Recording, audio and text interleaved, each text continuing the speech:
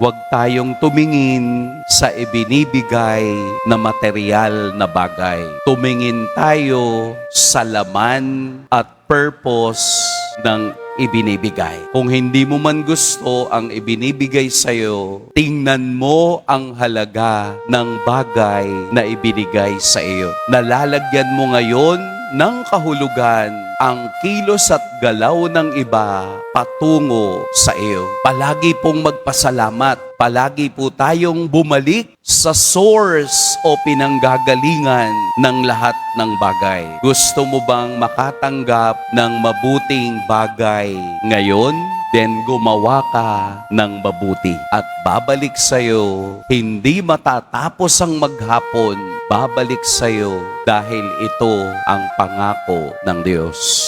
Mag-iingat po kayo ngayong araw. Pagpalain tayo ng poong may kapal.